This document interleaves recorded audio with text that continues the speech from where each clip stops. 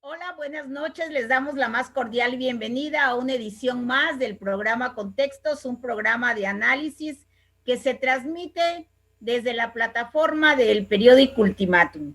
El día de hoy estamos con el maestro Ricardo del Muro. Buenas noches, Ricardo. El día de hoy nuestros compañeros Víctor Rumaya y Gilberto Zavala y Juan Carlos Calimayor no nos pueden acompañar, tal vez pronto se incorpore Juan Carlos a este programa que estará dedicado principalmente al descubrimiento y conquista de América. Y para iniciar quisiera yo citarles una reflexión de Eduardo Galeano que señala, en 1492 los nativos descubrieron que eran indios. Descubrieron que vivían en América, descubrieron que estaban desnudos, descubrieron que existía el pecado, descubrieron que debían obediencia a un rey y a una reina de otro mundo y a un Dios de otro cielo, y que ese Dios había inventado la culpa y el vestido, y había mandado que fuera quemado vivo quien adorara al sol y a la luna y a la tierra y a la lluvia que la moja. Eduardo Galeano.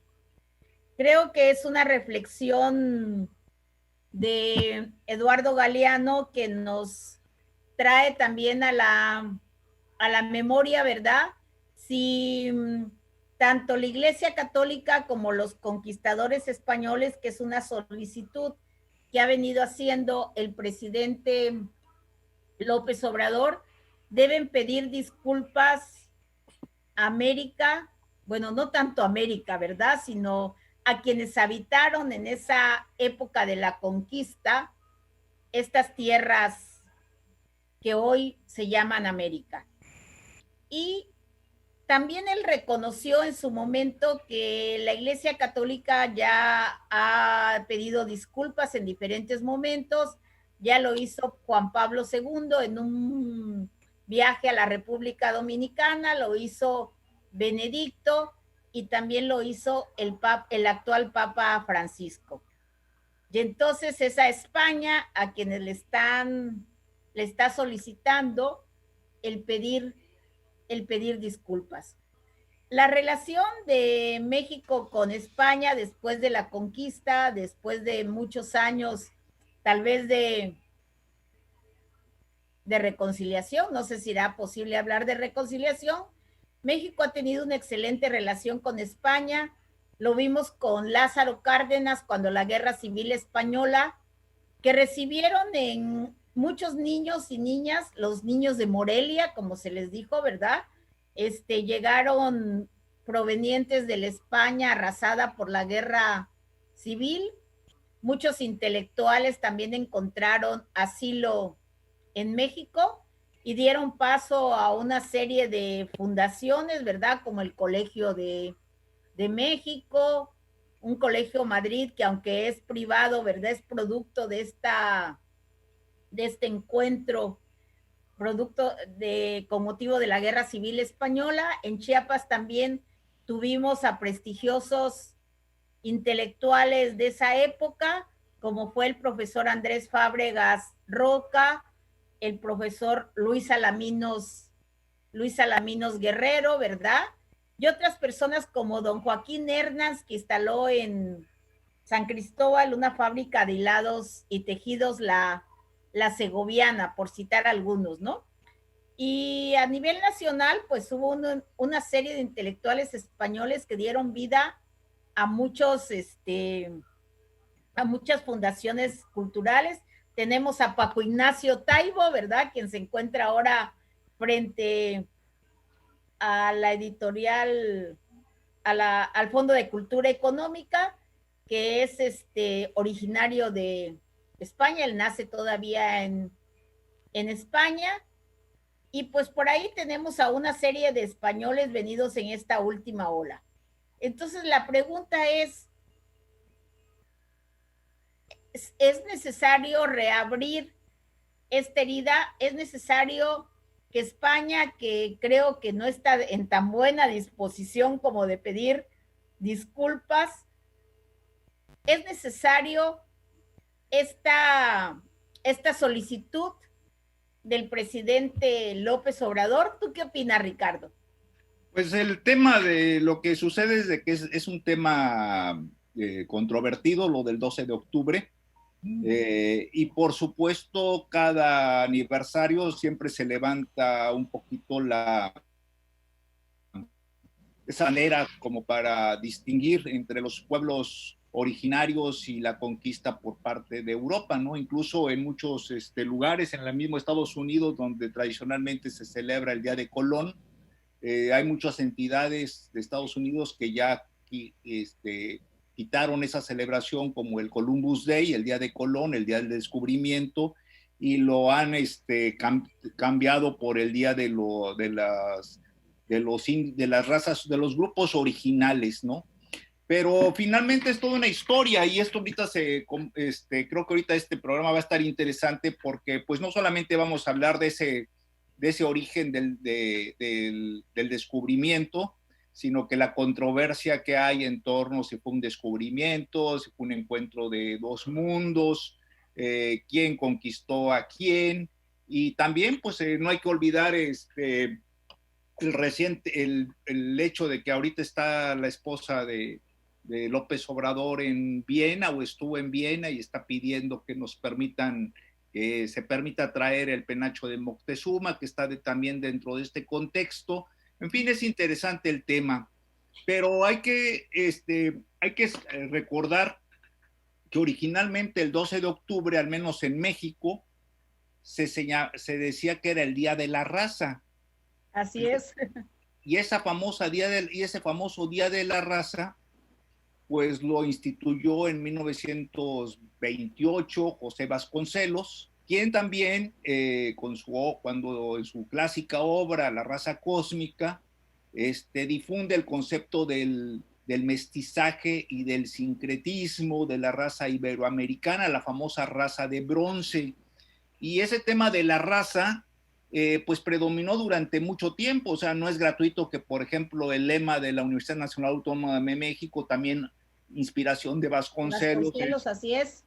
es por mi raza hablará el espíritu. Y bueno, pues aquí, por ejemplo, en la UNICACH, el lema también debe de llamarnos la atención porque dice por la cultura de mi raza, ¿no? Entonces, ese punto es fundamental. En la Ciudad de México incluso existe un famoso monumento a la raza que fue hecho en 1940 y todo tiene una historia curiosísima porque el monumento, pues se supone ahí están los defensores de Tenochtitlan, ¿no? Pero en la parte de arriba está un águila que originalmente debió estar en lo que iba a ser el Congreso Porfirista, que después se convertiría en el Monumento a la Revolución. Entonces el casco del Monumento a la Revolución era la parte central del Congreso, de lo que iba a ser el Congreso Porfirista, y esta águila iba a estar en la parte de arriba. Y bueno, también en parte de la historia de las curiosidades de nuestro país, los leones que ahí también iban a estar a la entrada, pues fueron trasladados a Chapultepec y pues se hizo la historia de los famosos leones de Chapultepec.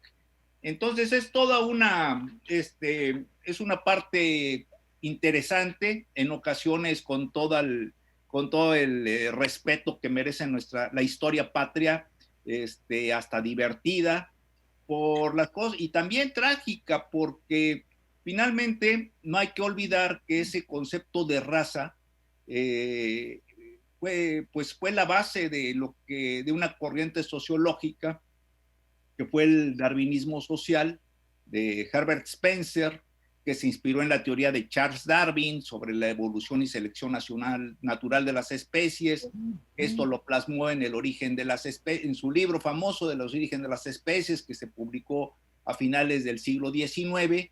Y ahí tanto Darwin como Spencer, pues lo que manejaban era, por un lado, una teoría de la evolución que se sigue manejando por muchas corrientes, incluso por muchos grupos capitalistas, en el hecho de que los grupos más fuertes, la civilización o los pueblos van evolucionando y que finalmente pues sobreviven los pueblos más aptos, ¿no?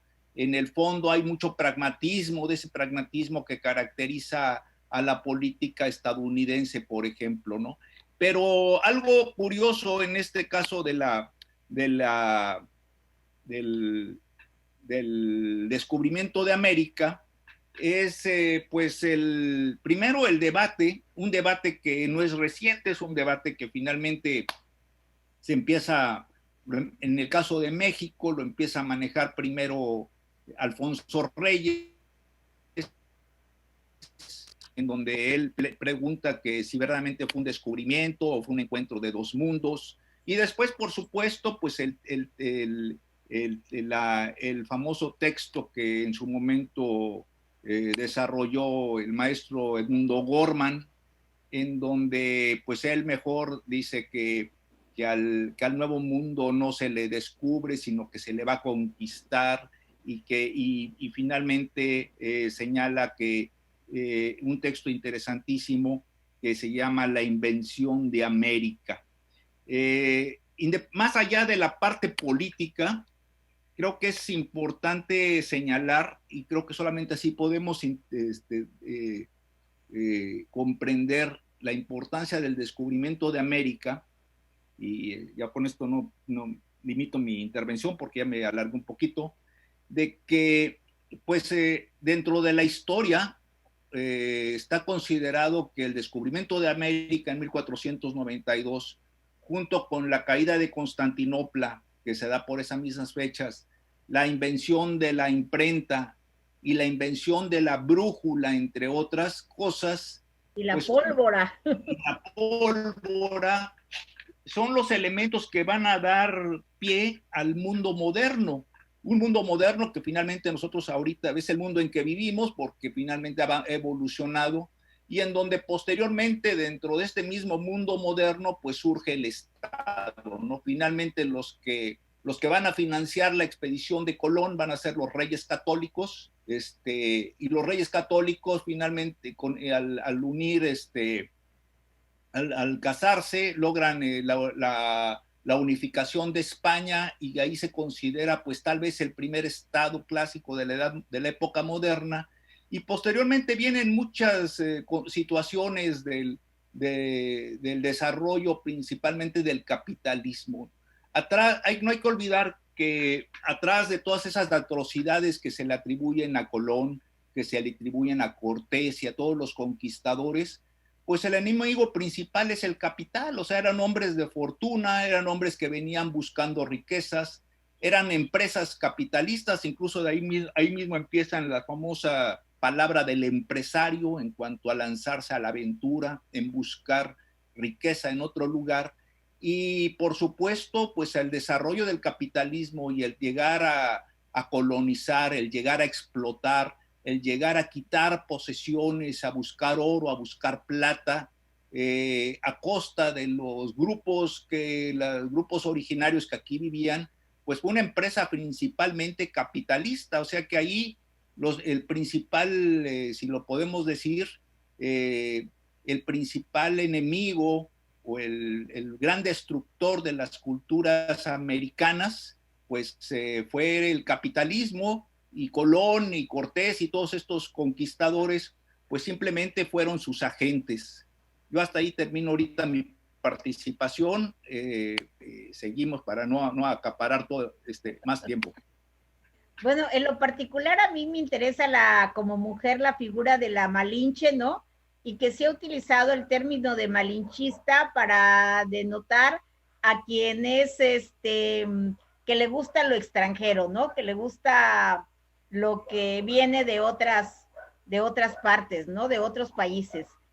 Y sin embargo, también se le acusa de traidora cuando no teníamos todavía en esta parte de nuestro país, que hoy es México, en esta parte del territorio, un concepto de nación. Eran tribus diferentes, que muchas de ellas estaban en lucha, que muchas de ellas estaban en pleito permanente, y entonces la Malinche no traicionó a nadie. La Malinche lo que hizo, pues le entregan de regalo, así habla la leyenda, ¿no? En esta zona se habla de que es la zona de Coatzacoalcos, también Copainalá se atribuye su nacimiento, y entonces ella lo que hace pues es adaptarse a la situación, una mujer inteligente, ¿no? Que hablaba varios varias lenguas de las que en esa época hablaban las tribus de la zona, y entonces sirve de intérprete a los conquistadores. Después también, pues es otra historia, ¿no? Que se le pone como la figura central que da origen al mestizaje, muy bien narrado y analizado por Octavio Paz en El laberinto de la soledad, ¿no? Pero además es curioso porque hay diferencias enormes entre las colonias americanas que son conquistadas, bueno, allí no sé si se podría hablar de conquista, ¿no? Que llegan a Estados Unidos y a las diferentes zonas, y lo que pasa en México, bueno, en lo que hoy es México y lo que hoy es Estados Unidos. ¿A qué atribuirías, Juan Carlos, estas diferencias, verdad? El ser conquistados por ingleses, holandeses, ¿no? Conquistadores provenientes de otros países, y a nosotros que nos conquistan bueno, no a nosotros, ¿verdad? Quienes estaban en ese momento en estos territorios conquistados por los españoles, ¿no? Bueno, pues iba a decirle al maestro Ricardo que iba muy bien, pero al final remató echándole la culpa al capitalismo, razón por la cual ya no me gustó su análisis, porque si por capitalismo entendemos esta idea del hombre de comerciar, de tener intercambios, pues eso es connatural al hombre. Si hubiera existido Carlos Marx, seguirían los sumerios viviendo en Sumeria y no habría migraciones. Lo que yo quiero decir es que a mí sí me gusta la idea de revisar nuestra historia, pero desde una óptica donde todos los investigadores den sus puntos de vista y sobre todo humanicen a los personajes, les quiten ese halo de santidad que acostumbran a hacer los regímenes políticos. Y lo que estoy absolutamente en desacuerdo, que es lo que está pasando ahora, aunque va a ser irrelevante, es en la politización de la historia. Lo que está haciendo el presidente es politizar la historia, adecuándola al contexto de su cuarta transformación, ahondando las diferencias sobre clasismo, racismo, que son fenómenos que no solo están en México, están en casi todas las partes del mundo. Prácticamente es un fenómeno sociológico, y eso es lo que a mí no me gusta. El tema del penacho de Moctezuma es un tema que ya se intentó en el pasado. No es que no nos quisieran dar, es que técnicamente era muy complicado transportar una ornamenta que tiene más de, en teoría, porque hay quien cuestiona que sea efectivamente el penacho de Moctezuma, puede no serlo, no hay manera científica de probarlo, puede ser que sea similar a los que utilizaba Moctezuma, pero para el caso es lo mismo. El asunto es que tiene ya muchos años, sería como que los egipcios le pidieran a Napoleón que devolviera el monolito que está en Champs-Élysées, pero si nos vamos a empezar a reclamar, si México va a empezar con esta política exterior de empezar a pedir que le pidan perdón, yo creo que, y lo va a hacer desde su muy particular óptica, yo creo que estamos cometiendo un grave error, y por supuesto que eso nos causa, y entre ellos me incluyo, mucha molestia, porque no es pareja la cosa. No le estamos pidiendo a Donald Trump que nos pidan perdón por las invasiones norteamericanas, por ejemplo, por la injerencia que han tenido históricamente sobre México.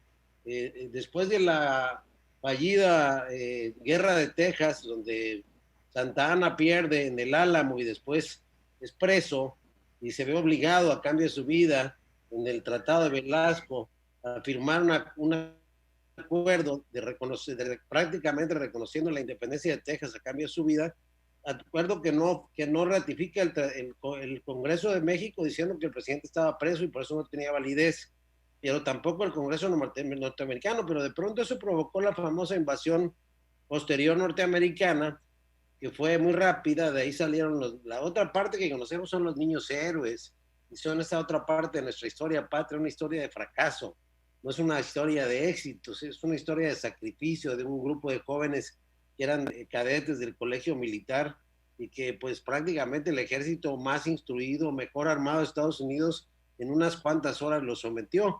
Y luego los norteamericanos con el asta bandera en Palacio Nacional un año, posesionados de México, hasta que nos lograron sacar prácticamente más de la mitad de nuestro territorio y más de la mitad de su actual territorio. Los estados de Utah y Arizona, no solo Texas, toda la parte California. California, porque les quiero decir algo. Una cosa es que fuera parte de la Nueva España en la cartografía, pero realmente los cartógrafos se fueron algo. La Nueva España, presencia militar, digamos, no ejercía gobierno sobre estos territorios que actualmente son de Estados Unidos. Lo que más llegó lejos fue a las misiones, por eso se llaman San Diego, por eso se llama San Francisco. San Francisco, sí. Porque fueron misiones, pero no había gobierno propiamente hablando. Los tejanos, con Sam Houston a la cabeza, llegaron encabezando a 300 familias a colonizar pues un territorio completamente inhóspito e inhabitado, donde habían unas cuantas tribus. Pero acá el debate, a mí sí me gusta que se abra el debate, pero lo deberían discutir los académicos, no la señora Gutiérrez de López Obrador, que tiene una percepción. Hay quien dice que el presidente se asume historiador y, con todo respeto, pues deja mucho de qué desear. Para empezar, porque no es un académico especialista, es un aficionado a la historia de México. No ha leído. Para poder entender la historia de México hay que leer las pros y los contras, hay que leer también a los conservadores, a Lucas Alamán, por ejemplo, y a las otras visiones que había sobre Benito Juárez. O hay que ver la historia desde otra óptica. ¿Quién le va a pedir perdón a los más de 400 hombres, niños y mujeres que hoy idolatramos en Guanajuato al Pípila cuando se trató de un crimen de lesa humanidad? Hombres y mujeres desarmados, niños, ancianos, a los que Hidalgo, con una fiereza terrible, si hiciéramos una película recreando lo que pasó ese día en la Lóndiga de Granaditas, pensaríamos que Hidalgo es un auténtico criminal de guerra despiadado, porque el regente de la ciudad, que era amigo de Hidalgo, pensó que cuidándolos, guardándolos a ellos ahí, le mandó una carta a Hidalgo, le dijo: saqueen la ciudad si quieren, pero déjenme proteger las vidas. Y el primero que le pegaron, perdón por la palabra burda, un plomazo en la frente, fue precisamente a quien gobernaba la ciudad, desconociendo esa relación de amistad. Esto lo cuenta el joven Lucas Alamán, y esto es lo que provoca que Allende termine peleando con Hidalgo. En Guadalajara, después de intentar llegar a la Ciudad de México, donde la motivación de las 80,000 indígenas que acompañaron a Hidalgo, ellos no sabían de independencia. Para empezar, hay que decir las cosas como son. España fue invadido por los franceses en 1808, el virreinato en México se hizo de la vista gorda, y entonces surgió la inquietud de criollos y mestizos contra gachupines por no manifestarse, por no mandar refuerzos a España, que estaba viviendo su propia lucha de independencia, y por eso el grito de independencia es una proclama a favor de Fernando VII, que estaba preso por Napoleón y había abdicado a la corona. Entonces se dio la coyuntura y ahí surgió un movimiento que luego abrió las cárceles, invitó ahora sí que a las multitudes a saquear, como pasaría hoy si alguien llega, se ocupa, agarra el Walmart y le dice a la gente que entre a saquear y que no va a llegar la policía. Harían exactamente lo mismo, lo estamos viendo hoy como un fenómeno histórico y presente. Entonces, si vemos la historia desde todas estas ópticas, para empezar habría que escoger a quién le vamos a... O sea, primero, si tienen por qué pedir perdón.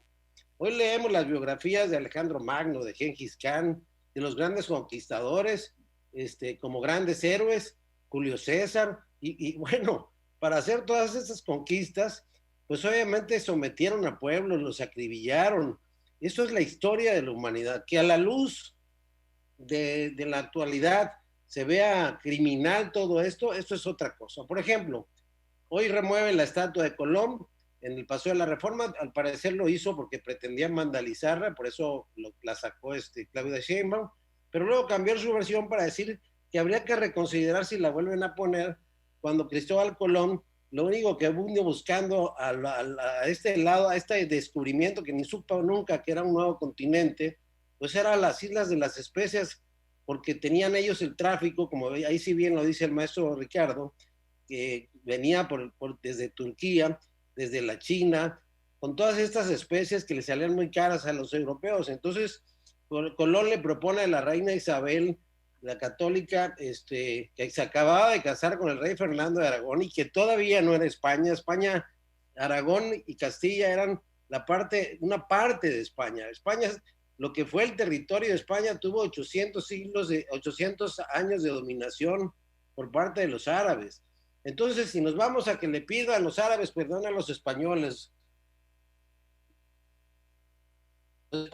mexicanos y a todo el continente americano, pues vamos a llegar a los sumerios, que es la primera civilización ahí por el Tigris y el Éufrates, y vamos a terminar con Adán y Eva, a ver quién tuvo la culpa, si Eva por decirle que se comiera la manzana, o a ver cómo quedó la historia. Es una visión politizada, absurda, y no ayuda en nada desde esa óptica. A lo que sí necesitamos es que a propósito de los 500 años, se haga una profunda reflexión donde intelectuales, académicos participen y dejen que sean los ciudadanos interesados los que saquen sus propias conclusiones de las diferentes versiones que tenemos sobre la historia. Lo que no estoy de acuerdo yo, y eso lo hizo el régimen priista muchos años, y eso lo acostumbran en algunos países, no solo de México, es la idealización de los héroes, ¿no? Y la idealización de los personajes. Claro que hay personajes destacados en la historia. Claro que Inglaterra no se concibe sin Winston Churchill, o Estados Unidos sin los padres fundadores, Thomas Jefferson, George Washington. Es inconcebible pensar esos países sin tomar en cuenta a todas estas ideas. Por ejemplo, a mí me parece el documento más importante de la independencia es el escrito de Morelos, que redacta los sentimientos de la nación. Y un personaje fundamental lo es también Iturbide, que 11 años después del levantamiento de 1810 hace posible la consumación de la independencia, va por Guerrero, Vicente Guerrero, que estaba refugiado huyendo en las montañas del sureste de México, y hacen un intercambio epistolar. Se da cuenta que era necesario tomar en cuenta a los iniciadores de esa gesta, pero es Iturbide el gran héroe quien logra por fin la independencia, y Iturbide no tiene lugar en el mausoleo de los héroes patrios en México. Sus restos están en la catedral porque partimos la historia entre conservadores y liberales. Miguel Miramón, que fue el que convirtió a Juárez, y con esto voy a terminar parte de mi intervención, fue el presidente más joven de la historia de México, con 27 años, no pudo vencer a Juárez en el puerto de Veracruz porque los norteamericanos mandaron fragatas interviniendo en nuestro país para ayudar a los liberales, porque no querían la expansión de los franceses en México. Entonces, perdón por todo este recuento un poco atropellado de acontecimientos históricos que nos reflejan otra visión, y que a mí me encantaría que nos invitaran, no solamente en México, acá en las universidades, a discutir y revisar la historia de México. Pero aquí lo que estamos partiendo es del prejuicio de que la Iglesia Católica nos debe de pedir perdón. Yo me pregunto, y le pregunto al maestro Ricardo, ¿por qué no nos van a pedir perdón los norteamericanos? ¿O por qué no le van a pedir los mexicas que viven, los náhuatl que viven en la Ciudad de México, disculpas a los tlaxcaltecas, a los que no solamente cazaban, sino además sacrificaban y además hasta se los comían? Un mito que no se creía, pero que ya se reveló tiempo después, en los últimos años, que practicaban no solamente los sacrificios humanos, sino el canibalismo. Cortés queda horrorizado cuando visita la Gran Tenochtitlan y descubre la cantidad de, ¿cómo se llama?, de esqueletos, de los miles de sacrificios que y se horroriza de esa cultura antropófaga, de esa cultura asesina, valga decirlo. ¿Y por qué gana Cortés con 300 soldados? Para empezar, hay que decir que Moctezuma lo recibe con los brazos abiertos, porque creía en la leyenda de Quetzalcóatl, que deriva de que muy probablemente siglos antes llegaron los vikingos y otras civilizaciones a América, que no era ni América. México no era México y España no era España. Entonces, ¿cómo construir esa realidad a partir de una falacia, a partir de un supuesto falso, que lo único que está haciendo es dañar nuestras relaciones con un país que es muy importante para México, con el que tenemos ascendiente, intercambio cultural y además parte de nuestra gran identidad? váyanle a decir a San Juan Chamula que para volver a estar antes de la conquista, tiren la iglesia que está ahí, a ver quién quiere tirarla, cuando es producto de los años del virreinato y de la evangelización que hicieron los españoles. Del sincretismo religioso, ¿no? Sincretismo religioso que ya no se los quitas por nada del mundo. México no sería México sin España.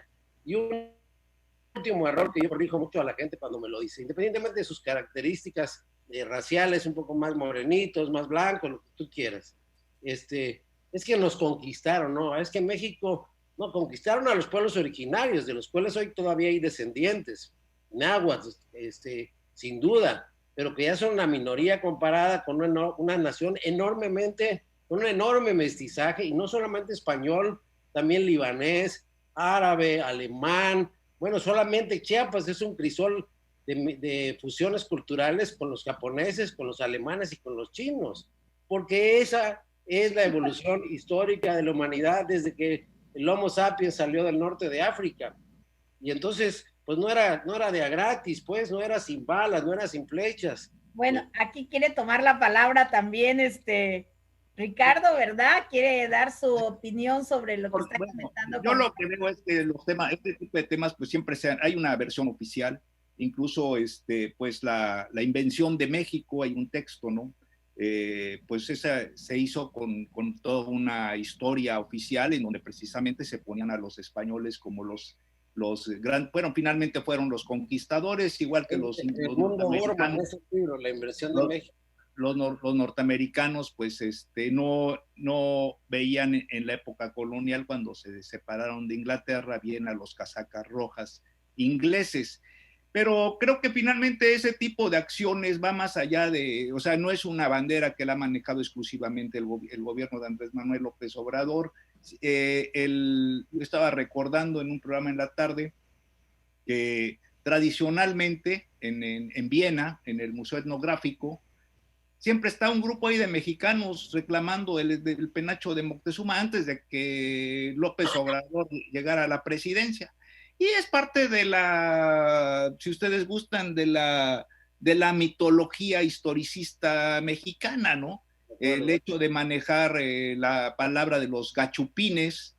Y bueno, ya que habló hace rato Juan Carlos de Lucas Alamán, pues fue precisamente Lucas Alamán el que se le ocurrió primero esconder los restos de Cortés y después pues enterrarlos secretamente en donde hoy está el Hospital de Jesús en el centro de la Ciudad de México, y lo hizo porque temía que en un momento determinado las masas, que finalmente eran esa bola de indios y de gente sin mayor cultura que seguían a las huestes de Hidalgo y de los insurgentes, pudieran en un momento determinado pues llegar y sacar los restos de Cortés y destruirlos, y bueno, finalmente pues se les considera la pareja fundadora, la Malinche y Cortés, como la pareja fundadora del mestizaje en nuestro país. Me permite más, a lo que voy. Una historia antes, está un personaje que se llama Gonzalo Guerrero, que es muy interesante.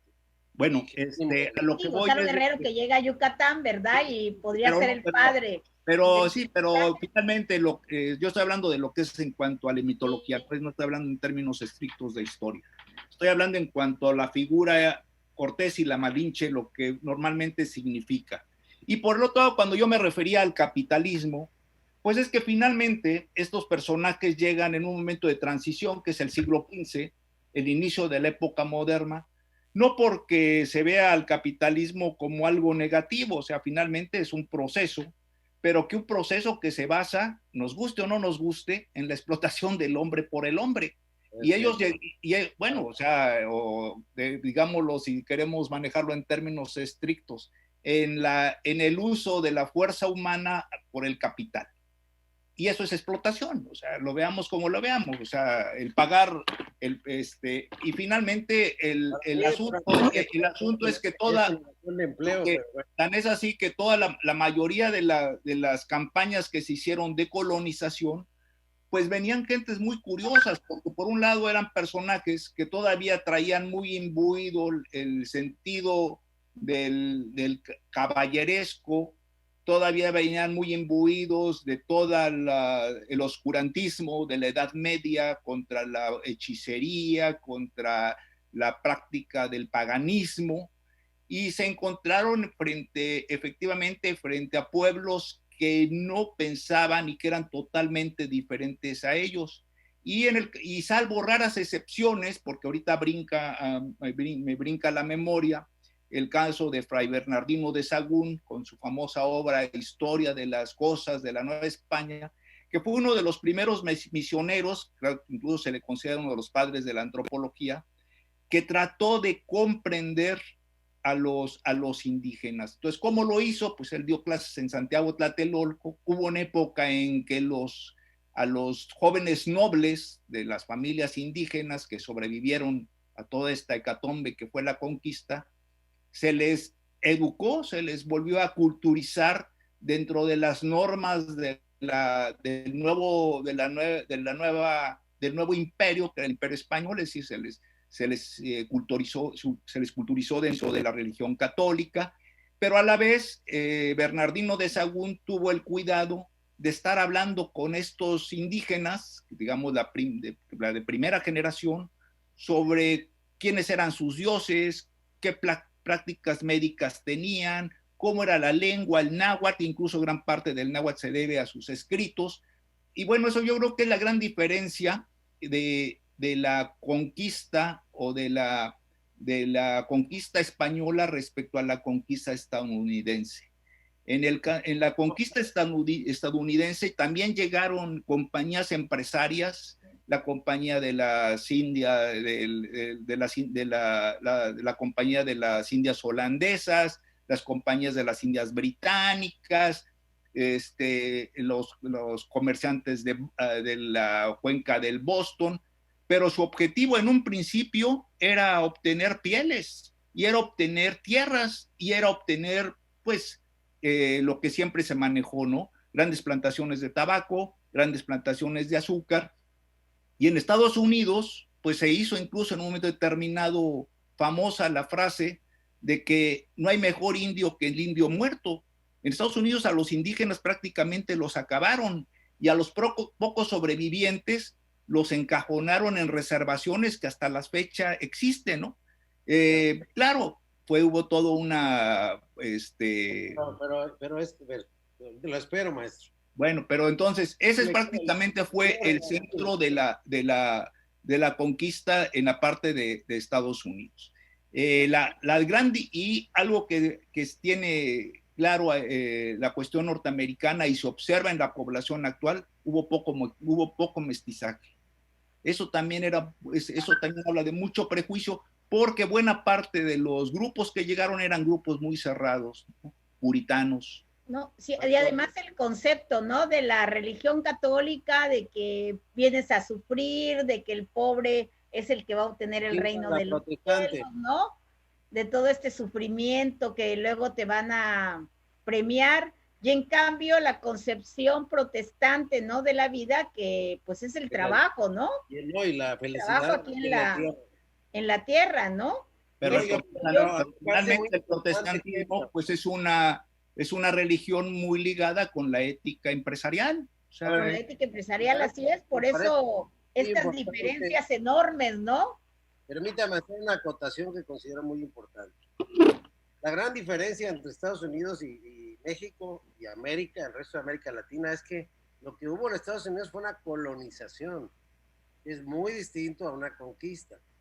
El territorio de Estados Unidos, el inmenso territorio de Estados Unidos, no estaba poblado ni siquiera en el 1% de su extensión territorial, a diferencia de lo que se encontraron los españoles, que fue a varios millones de indígenas en todo el continente, y particularmente en las regiones que hoy ocupan pues, que sigue siendo la más poblada del país, que es de México para abajo, ¿no? Pues, además eran tribus sedentarias, ¿no? Las de Estados Unidos eran sedentarias, ¿no? Que iban de un lado. Pero también los de Estados Unidos, o sea... No, las de Estados Unidos, y aquí en México como que muchas ya estaban más establecidas, ¿no? En territorios. Es un punto de debatir, ¿eh? Sí. El que se queda nómada es el que migra. ¿Y por qué migraban?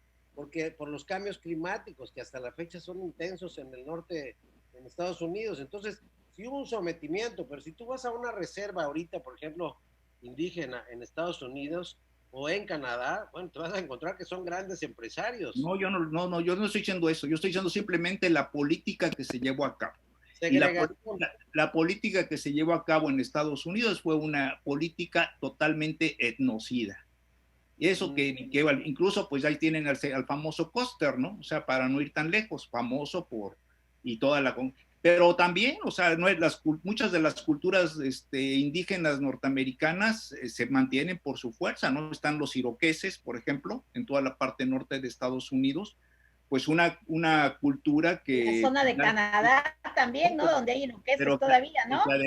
Además llamó la atención de un antropólogo, que creo que se apellidaba Lewis, sobre la vida de los iroqueses, y de ahí Engels, que fue uno de los padres, Federico Engels, que fue uno de los padres fundadores del marxismo, tomó la figura de los clanes iroqueses, la organización, para escribir una obra famosísima que era el desarrollo de la familia, la propiedad privada y el Estado, ¿no? Que es una de las obras bases del marxismo. Entonces, pues sí, yo creo que ha habido, tal vez las tribus más desorganizadas, si ustedes gustan, pues fueron y siguen siendo o eran en aquella época, ¿no? Las de las zonas desérticas del sur de Estados Unidos, norte de México.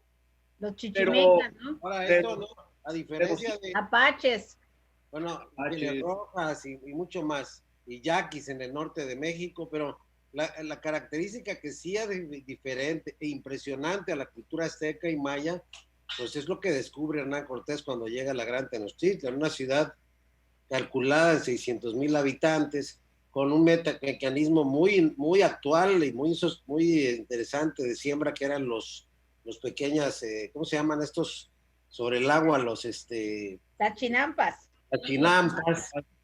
Las chinampas, pero además descubren pues, pirámides, descubren la exactitud con la que medían el tiempo, de acuerdo a sus ciclos, la lluvia, el sol, y toda una cosmogonía, digamos, que ellos tenían y que no deja impresionar hasta el día de hoy a otras culturas y a otras civilizaciones. Es decir, cada parte de la historia tiene su valor. Yo quisiera dejar para el debate 3 temas que son muy polémicos, pero que a mí me parecen muy interesantes.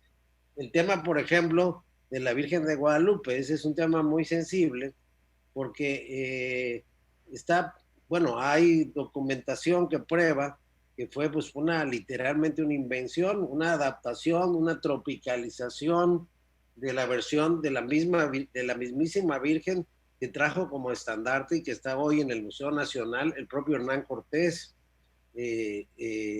traía un estandarte de la Virgen de Guadalupe, y el origen, que no es náhuatl, sino es de origen árabe, y que quiere decir Guadal y Lupe, que quiere decir lobo, que quiere decir río de lobos, y el lugar donde la reina Isabel le autoriza a Colón financiarle las carabelas con las que hace su primera expedición, es precisamente el monasterio de Guadalupe que existe en España. Entonces, lo que tenemos al paso del tiempo es toda esta mitología en torno a la figura de Juan Diego, que nos hace, ya desde el punto de vista de lo que se llaman las advocaciones marianas que se han dado en todo el planeta, que son las apariciones de vírgenes, de figuras de la Virgen o parecidas, pues ya son parte también de la propia mitología católica y religiosa. El otro tema, por ejemplo, importante, hablando de Lucas Alamán, al que se refería el maestro, que efectivamente yo he estudiado que no solamente al principio Cortés muere en España y sus restos pasearon por varios lugares, no solamente en España, al final vinieron a dar a México porque es lo que estaba en su testamento, y efectivamente hoy están en un pequeño nicho, igualito que está el general Miramón en la iglesia, en la Catedral de Puebla, porque son los malos de la historia. Y sin embargo tienes a Carranza, a Villa, a Obregón, en el Monumento a la Revolución, y si tú revisas cómo mataba personas Villa, cómo mandaba quemar personas vivas, no lo vas a creer, pero eso es parte de esta parte humana real de estos héroes a los que... O sea, yo estoy en contra de la mitificación de los héroes como seres perfectos, incapaces de cometer cualquier atrocidad. Entonces, no nos debe de alarmar.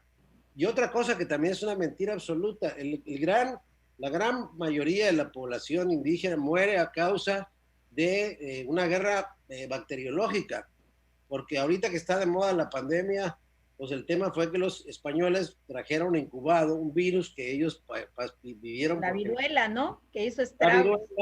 Ellos ya venían inmunes porque habían muerto ya muchos millones, en 2 o 3 siglos murieron millones en Europa, y evidentemente pues ya venían resistentes con anticuerpos a todo ese tipo de cosas, pero los virus se quedan siempre en el cuerpo, se incuban.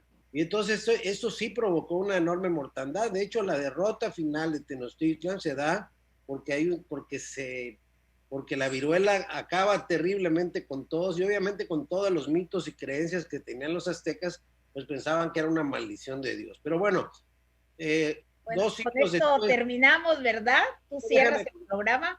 Dejarles esta historia para que la estudien y la lean, porque hay esta película y todo, varias películas. La expedición del doctor Balmis. En el año 1700 viene una expedición sanitaria financiada por el rey Carlos IV de España, que trae la incubación en 22 niños huérfanos en su sangre, y que permitió poner las primeras juntas de vacunas en toda América Latina y salvó la vida de millones de. Bueno, creo que este día pues nos falló un poco el internet a todos, ¿verdad? A mí me sacó varias. Esa es una disculpa a nuestro auditorio. Es un tema de suma relevancia el análisis de este 12 de octubre, verlo con otra concepción, con otra idea, ponernos a leer. Aquí Juan Carlos nos enviará una serie de textos, y también el maestro Ricardo, que deben ser de lectura. Pues nada más yo creo que algo que debemos de entender es que finalmente es el encuentro, ¿no? Y si uno lo observa ahí, finalmente somos, desde mi punto de vista, somos un pueblo mestizo y tenemos riqueza por parte, tenemos muchas cosas interesantísimas, prácticamente toda nuestra arquitectura colonial, la pintura y demás, es gracias a los españoles. Nuestra misma lengua, nuestra literatura se debe a España. Y también, por otro lado, pues mucha parte de nuestras fiestas, nuestra forma de ser, nuestro tipo familiar, nuestra alimentación, la tortilla finalmente, pues se debe a los españoles. Y todo lo que aportamos, ¿no? Pero a los indígenas. ¿De qué tamaño será el mestizaje? Que dicen que el primer acto de mestizaje se hizo en Coyoacán, cuando Cortés decidió que jalaran un puerco de los que había traído de allá de España y que lo asaran y que lo iban a acompañar con una tortilla mexicana o con una tortilla náhuatl. Y ahí surgió por primera vez el taco de carnitas, principal expresión del mestizaje mexicano. En su máximo esplendor. ¿Sí? Lo recomiendo, es de Paco Ignacio Taibo I, el bueno, ¿no? Encuentro de dos fogones, sí, él tiene unas historias de gastronomía increíbles, hace un recorrido por la gastronomía española que se te antoja. Si tú te vas a Italia y le dices que sus pizzas no serían posibles sin el tomate, por ejemplo, el tomate vino de América. Claro, o los irlandeses que se salvaron gracias a las papas, esa gran hambruna que hubo en Irlanda, las papas salvaron a los irlandeses, ¿verdad? Mira, qué bueno que cerramos el programa así, porque finalmente lo que nos debe llamar estas conmemoraciones es esta reflexión para ver también la parte positiva de la fusión cultural, de las cosas buenas y las cosas malas, no solo las cosas malas, sino la politización que luego haga que terminemos derrumbando monumentos, ¿no? Sí, claro. Bueno, la historia es política, no puedes tampoco deslindar, ¿no?, a la historia de la política, y cómo a lo largo de nuestro México, ¿verdad?, de la historia de nuestro México, se le ha dado un sentido u otro dependiendo del régimen que esté al frente. Eso es inevitable, ¿no? Bueno. Y pues buenas noches, le damos la más cordial buenas noches a nuestro público, y los esperamos mañana a la misma hora, a las 8:30, por la página de Ultimátum. Hasta luego. Hasta luego, buenas noches.